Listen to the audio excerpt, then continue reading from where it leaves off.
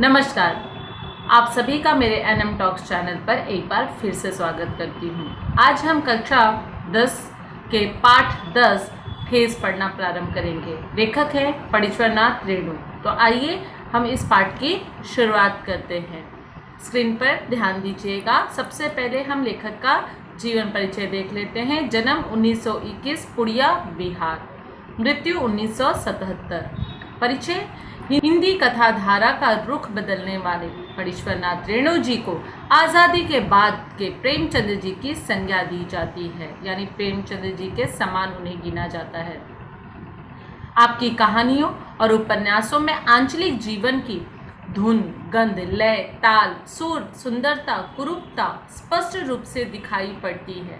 आपकी भाषा शैली में एक जादुई असर मिलता है।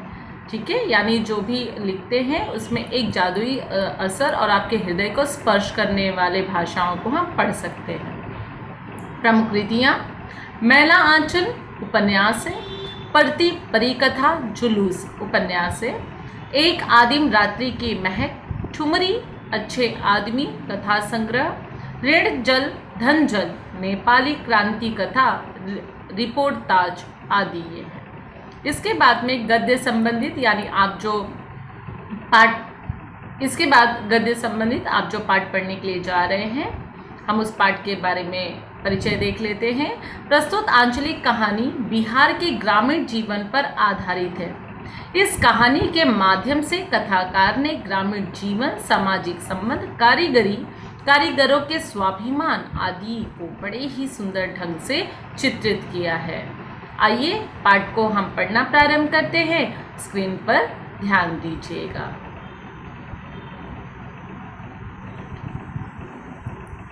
पाठ 10 ठेस। खेती बाड़ी के समय गांव के किसान सिरचन की गिनती ही नहीं करते।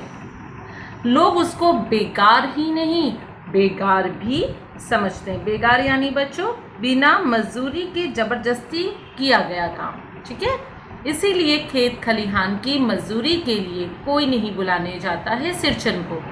क्या होगा उसको बुलाकर? दूसरे मजदूर खेत पहुंचकर 1/3 काम कर चुकेंगे। तब कहीं सिरचन राय हाथ में खुरपी डुलाता हुआ दिखाई पड़ेगा। पगडंडी पर तौल कर पांव रखता हुआ धीरे धीरे मुफ्त में मजदूरी देनी हो तो और बात है। आगे देखिए। आज सिरचन को मुफ्तखोर, कामचोर या चटोर कह ले कोई। एक समय था जब उसकी मड़ैया मतलब बच्चों, मड़ैया का मतलब होता है झोपड़ी। गांव में आपने देखा होगा कि घास का जो बांस होता है और उस पर घास के छावनी डाले जाते हैं, तो झोपड़ी आप कह सकते हो, उसके मड़ैया कहते हैं। जब उसकी मड़ैया के पास बाबू लोगों की सवारियां बंधी रहती थी, उसे लोग पूछते ही नहीं थे, उसकी खुशामद भी करते थे। खुशामद यानी जी हुजूरी करते थे। अरे सिरचन भाई, अब तो तुम्हारे ही हाथ में यह कारीगरी रह गई है सारे इलाके में। एक दिन का समय निकाल कर चलो, बड़े भैया की चिट्ठी आई है। चिट्ठी यानी पत्र। शहर से सिरचन से एक जोड़ा चिक बनाकर भेज दो। ठीक है, चिक यानी जो बांस की तिलियां होती हैं ना, उसका पर्दा होता है, उसे कहते हैं चिक। ठीक है, आगे देखिए। मुझे याद है मेरी माँ जब कभी सिरचन को बुलाने के लिए कहती, मैं पहले ही पूछ लेता, भोग क्या क्या लगेगा? भोग यानी खाना। माँ हंसकर कहती, जा जा, बेचारा मेरे काम में पूजा भोग की बात नहीं उठाता कभी। पड़ोसी गांव के पंचानन चौधरी के छोटे लड़के को एक बार मेरे सामने ही बेपानी कर दिया था। बेपानी का मतलब बेटा बेइज्जत करना। ठीक है, आगे देखिए। तुम्हारी भाभी नाखून से काट कर तरकारी परोसती है और इमली का रस डालकर कढ़ी तो हम मामूली लोगों की घरवाली बनाती है। तुम्हारी भाभी ने कहाँ से बनाना सीखी है? इस प्रकार से क्या किया, यह प्रश्न पूछा गया। इसीलिए सिरचन को बुलाने से पहले मैं माँ से पूछ लेता हूँ। सिरचन को देखते ही माँ हुलस कर कहती है। हुलस कर यानी जो है अचानक से, बहुत जल्दी ही झटपट से कह देती हैं, आओ सिरचन, आज नेथू मत रही थी तो तुम्हारी याद आई। घी का खखोरन के साथ चूड़ा तुमको भी बहुत पसंद है। घी का खखोरन, खखोरन यानी जब भी घी बन जाता है तो उसमें जो काले थोड़े से रह जाते हैं जलने के बाद में, तो उसको खखोरन कहते हैं। तो उसे निकाला जाता है, खाने में बहुत अच्छा लगता है ना। और बड़ी बेटी ने ससुराल से संवाद भेजा। संवाद यानी मैसेज हम कह सकते हैं। उसकी ननद रूठी हुई है मोती की शीतल पाटी के लिए। ठीक है, शीतल पाटी का मतलब यहाँ पर होता है चटाई। ठीक है, इसके बाद में देखिए आगे जो है, सिरचन अपनी पनियाई जीभ को संभालता हंसता, घी की सौंधी सुगंध सूंघकर ही आ रहा हूँ काकी, नहीं तो इस शादी ब्याह के मौसम में दम मारने की भी छुट्टी कहाँ मिलती है। आगे देखिए, सिरचन जाति का कारीगर है। मैंने 2 घंटों बैठकर उसके काम करने के ढंग को देखा है। ढंग यानी तरीका। एक एक मोती और पटेर को हाथ में लेकर बड़े जतन से उसकी कूची बनाता, फिर कूचियों को रंगने से लेकर सुतली सुलझाने में पूरा दिन समाप्त। काम करते समय उसकी तन्मयता यानी पूरी तरह से निष्ठा, पूरी तरह से लीन होना में जरा भी बांधा पड़ी तो गेहूं सांप की तरह फुफार कर उठता। फिर किसी दूसरे से करवा लीजिए काम। सिरचन मुंहजोर है, कामचोर नहीं, यानी मुंह पर बोलने वाला है लेकिन कामचोर नहीं है। बिना मजदूरी के पेट भात पर, भात यानी चावल, भात पर काम करने वाला कारीगर। दूध में कोई मिठाई न मिले तो कोई बात नहीं, किंतु बात में जरा भी झाला वह नहीं बर्दाश्त करता। झाला यानी झूठ। सिरचन को लोग चटोर भी समझते। तली बघारी हुई तरकारी, दही की कढ़ी, मलाई वाला दूध, इन सब का प्रबंध यानी इंतजाम, प्रबंध पहले कर लो, तब सिरचन को बुलवाओ। तुम दुम हिलाता हुआ हाजिर हो जाएगा। हाजिर यानी मौजूद होना। खाने पीने में चिकनाई की कमी हुई कि काम की सारी चिकनाई खत्म, काम अधूरा रखकर उठ खड़ा होगा। आज तो अब अधकपाली दर्द से माथा टनटना रहा है। अधकपाली यानी आधा सर दर्द होना। थोड़ा सा रह गया है, किसी दिन आकर पूरा कर दूंगा। किसी दिन माने कभी नहीं। मोती घास और पटेर की रंगीन शीतल पाटी, बांस की तीलियों की झिलमिलाती चीख, सतरंगे डोर के मोढ़े, भूसी चुनी रखने के लिए मूंछ की रस्सी के बड़े बड़े जाले, हलवाओं के लिए ताल के सूखे पत्तों की छतरी टोपी तथा इसी तरह से बहुत से काम हैं जिन्हें सिरचन के सिवा गांव में और कोई नहीं जानता। यही दूसरी बात है कि अब गांव में ऐसे कामों को बेकाम का काम समझते हैं लोग। बेकाम का काम जिसकी मजदूरी में अनाज या पैसे देने की कोई ज़रूरत नहीं, पेट भर खिला दो। काम पूरा होने पर एकाध पुराना धुराना कपड़ा देकर विदा करो। वह कुछ भी नहीं बोलेगा, ऐसी बात नहीं। सिरचन को बुलाने वाले जानते हैं। सिरचन बात करने में भी कारागर है। महाजन टोले के भज्जू महाजन की बेटी सिरचन की बात सुनकर तिलमिला उठी। तिलमिला यानी थोड़ा सा गुस्सा हो गई। ठहरो, मैं माँ से जाकर कहती हूँ। इतनी बड़ी बात है बिटिया। बड़े लोगों की इस बात ही बड़ी होती है, नहीं तो 2-3 पटेर की पार्टियां का काम सिर्फ खेसारी का सत्तू खिलाकर कोई करवाए भला। सत्तू यानी जो चने का दाल होता है और उसे पीसा जाता है और उसके अंदर जौ भी मिलाया जाता है, उसे सत्तू कहते हैं। यह तुम्हारी माँ ही कर सकती है। बबुनी यानी छोटी बच्चियों को कहते हैं। सिरचन ने मुस्कुराकर जवाब दिया था। इस बार मेरी सबसे छोटी बहन पहली बार ससुराल जा रही थी। मानू के दूल्हे ने पहले ही बड़ी भाभी को लिखकर चेतावनी दे दी थी, मानू के साथ मिठाई की पतली ना आए, कोई बात नहीं। 3 जोड़ी फैशनेबल चीक और पटेर की 2 शीतल पट्टियों के बिना आएगी मानू तो।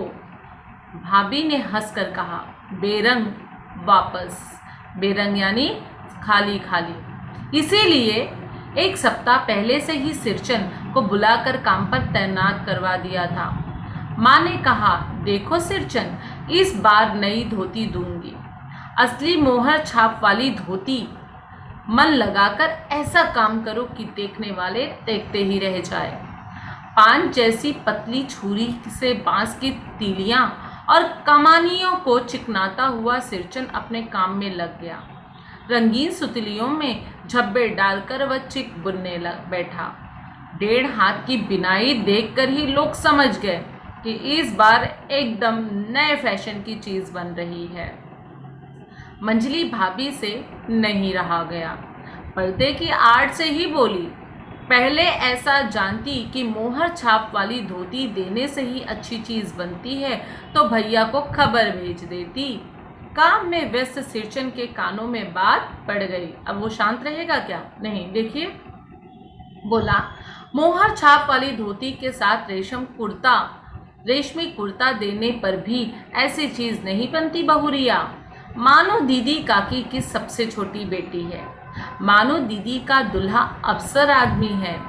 अब जो मंजली भाभी है यह सुनकर तो देखो उनका मुंह लटक गया। मंजली भाभी का मुंह लटक गया। मेरी चाची ने फुसफुसाकर कहा, किससे बात करती है बहू? मोहर छाप वाली धोती नहीं, मुंगिया लड्डू। बेटी की विदाई के समय रोज मिठाइयाँ जो खाने को मिलेगी, देखती है ना।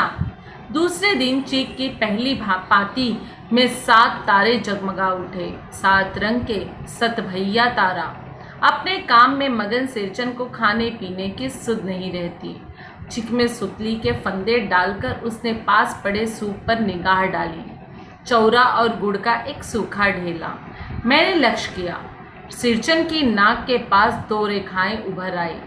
मैं दौड़कर माँ के पास गया। माँ, आज सिरचन को कलेवा किसने दिया? कलेवा यानी जो रात का खाना होता है, सुबह खाते हैं, उसे कलेवा कहते हैं। सिर्फ चिवड़ा और गुड़? माँ रसोई के अंदर पकवान आदि बनाने में व्यस्त थी। बोली, अरे मंजली, सिरचन को बूंदिया क्यों नहीं देती? बूंदिया मैं नहीं खाता काकी। सिरचन के मुंह में चिवड़ा भरा हुआ था। गुड़ का ढेला सूप के एक किनारे पे पड़ा रहा अछूता, उसे उसने छुआ भी नहीं। माँ की बोली सुनते ही मंजली भाभी की बाहें यानी आईब्रो तन गई। मुट्ठी भर बूंदिया सूप में फेंक कर चली गई। सिरचन ने पानी पीकर कहा, मंजली बहुरानी, अपने मैके से आई हुई मिठाई भी इसी तरह हाथ खोलकर बांटती हैं क्या? बस मंजली भाभी अपने कमरे में बैठकर रोने लगी। चाची ने माँ के पास जाकर कहा, मुंह लगाने से सिर पर चढ़ेगा ही, किसी के नेहा ससुराल की बातें क्यों करेगा वह? मंजली भाभी माँ की दुलारी बहू है। माँ तमक कर बाहर आई। सिरचन, तुम काम करने आए हो, अपना काम करो। बहुओं से बटकुटनी करने की क्या ज़रूरत है? जिस चीज़ की ज़रूरत हो मुझसे कहो। सिरचन का मुंह लाल हो गया। उसने कोई जवाब नहीं दिया। बांस में टंगे हुए अधूरे चिक में फंदे डालने लगा। मानो पान सजाकर बाहर बैठक जाने में भेज रही थी। चुपके से पान का एक बीड़ा यानी क्या होता है, जो पान का एक समझ लीजिए कि थोड़ा सा बीड़ा यानी क्या होता है, सिगरेट। हाँ, चुपके से पान का एक बीड़ा सिरचन को देती हुई इधर उधर देखती बोली, सिरचन दादा, कामकाज का घर, 5 तरह के लोग 5 किस्म की बातें करेंगे। तुम किसी की बात पर कान मत करना, कान यानी ध्यान मत देना। सिरचन ने मुस्कुराकर पान का बीड़ा मुंह में ले लिया, यानी सिगरेट। चाची अपने कमरे से निकल रही थी। सिरचन को पान खाते देख अवाक हो गई। अवाक यानी आश्चर्य। सिरचन ने चाची को अपनी ओर अचरज से घूरते देखकर कहा, छोटी चाची, जरा अपनी डिबिया का गमखोआ जर्दा खिलाना। गमखोया यानी तंबाकू। बहुत दिन हुए। चाची कई कारणों से जली बुनी रहती थी सिरचन से। गुस्सा उतारने का ऐसा मौका फिर नहीं मिल सकता। झिनकती हुई बोली, तुम्हारी बड़ी हुई जीभ में आग लगे, घर में भी पान और गमखवा जर्दा खाते हो, चटोर कहीं के। मेरा कलेजा धड़क उठा। हो गया सत्यानाश। बस सिरचन की उंगलियों में सुतली के फंदे पड़ गए। मानो कुछ देर तक वह चुपचाप बैठा पान को मुंह में घुलाता रहा। फिर अचानक उठकर पिछवाड़े पिक थूकाया। पिक यानी थोड़ा सा थूक दिया, पचक कर दिया। अपनी छुरी हंसियां वगैरह समेट कर संभाल कर झोले में रखे टंगी हुई अधूरी चीख पर एक निगाह डाली और हनहनाता हुआ आंगन से बाहर निकल आया। मानो कुछ नहीं बोली, चुपचाप अधूरी चीख को देखती रही। सातों तारे मंद पड़ गए, यानी सभी बंद हो गए। माँ बोली, जाने दे बेटी, जी छोटा मत कर मानू, मेले से खरीद कर भेज दूंगी। मैं सिरचन को मनाने गया, देखा एक फटी हुई शीतल पाटी पर वह लेट कर कुछ सोच रहा है। मुझे देखते ही बोला, बबुआ जी अब नहीं, कान पकड़ता हूँ, अब नहीं। मोहर छाप वाली धोती लेकर क्या करूँगा, कौन पहनेगा? ससुरी खुद मरी, बेटे बेटियों को ले गई अपने साथ। बबुआ जी मेरी घरवाली जिंदा रहती तो मेरी ऐसी दुर्दशा, मैं ऐसी दुर्दशा भोगता। यह शीतल पाटी उसी की बुनी हुई है। इस शीतल पाटी को छू कर कहता हूँ, शीतल पाटी यानी चटाई, अब यह काम नहीं करूँगा। गांव भर में तुम्हारी हवेली में मेरी कदर होती थी, अब क्या? मैं चुपचाप वापस लौट आया। समझ गया कलाकार के दिल में ठेस लगी है, वह नहीं आ सकता। बड़ी भाभी अधूरी चीख में रंगीन चीट का झालर लगाने लगी। यह भी बेजा नहीं दिखलाई पड़ता, क्यों मानू? मानू कुछ नहीं बोली बेचारी, किंतु मैं चुप नहीं रह सका। चाची और मंजली भाभी की नज़र न लग जाए इसमें भी। मानू को ससुराल पहुंचाने में ही जा रहा था। स्टेशन पर सामान मिलाते समय देखा मानू बड़े जतन से अधूरी चीख को मोड़ लिए जा रही है अपने साथ। मन ही मन सिरचन पर गुस्सा हो आया। चाची के सुर में सुर मिलाकर कोसने को जी हुआ, कामचोर चटोर। गाड़ी आई, सामान चढ़ाकर मैं दरवाज़ा बंद कर रहा था कि प्लेटफॉर्म पर दौड़ते हुए सिरचन पर नज़र पड़ी। बबुआ जी, उसने दरवाजे के पास आकर पुकारा। क्या है? मैंने खिड़की से गर्दन निकालकर झिड़की के स्वर में कहा। सिरचन ने पीठ पर लदे हुए बोझ को उतारकर मेरी ओर देखा। दौड़ता आया हूँ, दरवाज़ा खोलिए। मानू दीदी कहाँ है, एक बार देखूँ। मैंने दरवाज़ा खोल दिया। सिरचन दादा, मानू इतना ही बोल सकी। खिड़की के पास खड़े होकर सिरचन ने हकलाते हुए कहा, यह मेरी ओर से है, सब चीज़ें हैं दीदी। शीतल पाटी, चीख और एक जोड़ी आसनी कुश की। गाड़ी चल पड़ी। मानू मोहर छाप वाली धोती का दाम निकाल कर देने लगी। सिरचन ने जीभ को दांत से काटकर दोनों हाथ जोड़ लिए। मानू फूट फूट कर रो रही थी। मैं बंडल को खोल कर देखने लगा।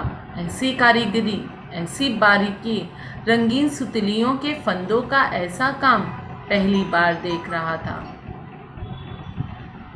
मैं बंडल को खोल कर देखने लगा। ऐसी कारीगरी, ऐसी बारीकी, रंगीन सुतलियों के फंदों का ऐसा काम पहली बार देख रहा था। तो ये फणीश्वर नाथ जी की ठेस कहानी है। देखिए, कभी भी किसी के कारीगरी या मजदूर हो, हमेशा उसके काम का सम्मान करना चाहिए, ना कि उसे छिटकारना चाहिए। तो इस प्रकार से ये ठेस कहानी जो है आपके समक्ष मैंने प्रस्तुत प्रकार से हमने ठेस कहानी पढ़ी। कहानी आपको कैसे लगी मेरे चैनल के कमेंट बॉक्स में ज़रूर लिखें, और कोई समस्या हो तो भी आप मेरे चैनल के कमेंट बॉक्स में ज़रूर लिखें, और मेरे वीडियो को ज़्यादा से ज़्यादा बच्चों को जो है शेयर करें 10वीं कक्षा के, जिससे उन्हें भी फ़ायदा हो सके। फिर मैं आपसे मिलती हूँ अपने नए वीडियो के साथ। तब तक जय भारत, जय हिंद, स्वस्थ रहे, मस्त रहे, अपने ख्याल रखें। धन्यवाद।